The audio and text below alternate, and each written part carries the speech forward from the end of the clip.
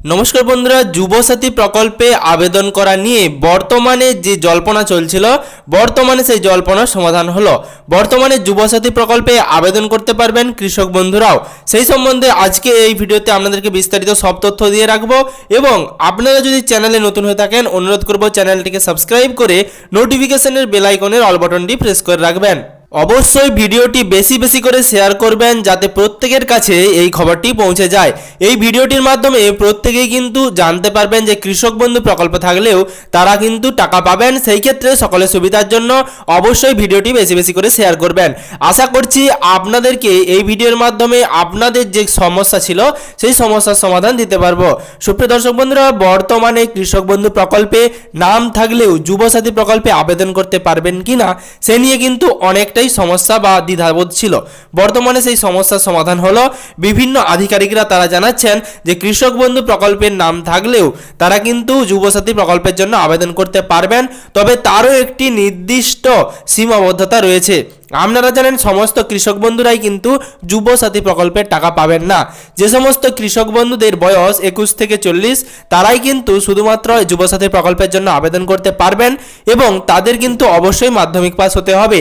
তাই বর্তমানে কিন্তু ক্যাম্পের সময়সীমা প্রায় অতিক্রান্ত, আর কিছুদিন মাত্র ক্যাম্প হবে। এই সময়ের মধ্যে আপনারা যদি অফলাইন পদ্ধতিতে আবেদন করতে চান সেক্ষেত্রে কিন্তু অফলাইন পদ্ধতিতে আবেদন করে ফেলুন। আর যদি আপনারা অনলাইন পদ্ধতিতে আবেদন করতে চান তাহলে ওয়েবসাইটের নতুন সময়সীমা অনুযায়ী আপনারা সন্ধ্যা 7টা থেকে সকাল 9টার মধ্যে কিন্তু আবেদন করতে পারবেন। এছাড়া বাকি সময়টিতে আপনাদেরকে অফলাইন পদ্ধতিতে আবেদন করতে হবে, অর্থাৎ সকাল 9টা থেকে সন্ধ্যা 5টা পর্যন্ত। অর্থাৎ আপনারা জানেন ক্যাম্পের সময় সকাল 10টা থেকে সন্ধ্যা 5টা, তার মধ্যে কিন্তু আপনাদেরকে অফলাইন পদ্ধতিতে আবেদন করতে হবে। আর তাছাড়া আপনারা চাইলে অনলাইন পদ্ধতিতেও আবেদন করতে পারেন।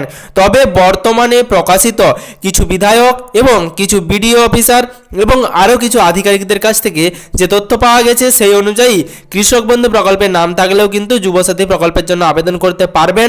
এবং সেই অনুযায়ী কিন্তু সরকারের তরফ থেকেও একটি অর্ডার কপি পেশ করা হয়েছে এবং সেই অর্ডার কপিতে বলা হয়েছে কৃষক বন্ধু প্রকল্পের নাম থাকলেও আপনারা কিন্তু যুবসাথী প্রকল্পের জন্য আবেদন করতে পারবেন।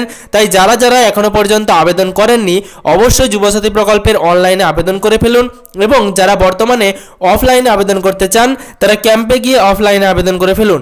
যদি আপনি অনলাইনে আবেদন করতে চান তাহলে অবশ্যই ভিডিও ডেসক্রিপশন বক্সে হোয়াটসঅ্যাপ গ্রুপের লিঙ্ক রয়েছে, আপনারা সেই লিঙ্কের মাধ্যমে হোয়াটসঅ্যাপ গ্রুপে জয়েন হতে পারেন।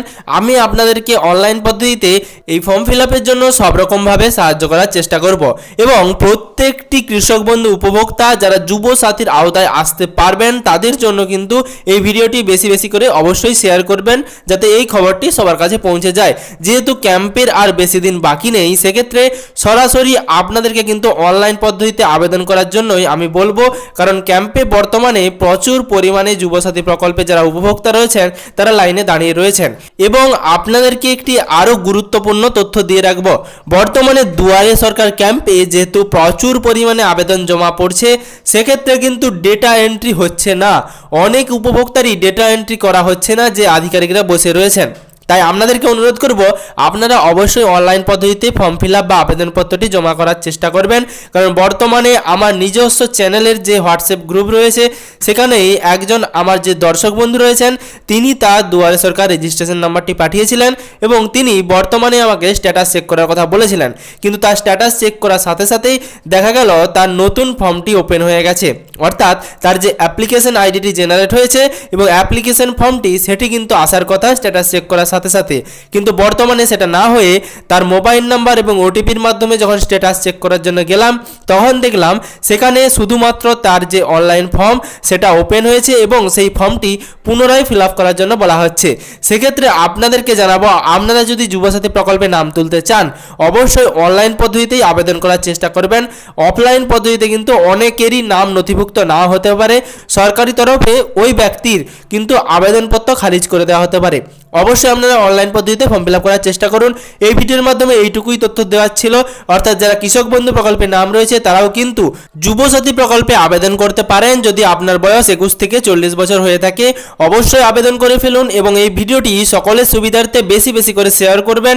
তার সাথে চ্যানেলটিকে সাবস্ক্রাইব করে নোটিফিকেশনের বেল আইকনের অল বাটনটি প্রেস করে রাখবেন যদি এখনও পর্যন্ত সাবস্ক্রাইব না করে থাকেন, যাতে পশ্চিমবঙ্গে যাবতীয় আপডেট এবং পশ্চিমবঙ্গে যাবতীয় খবর সবার আগে সবার প্রথমে আপনার মোবাইলের নিউজ ফিডে পেয়ে যান।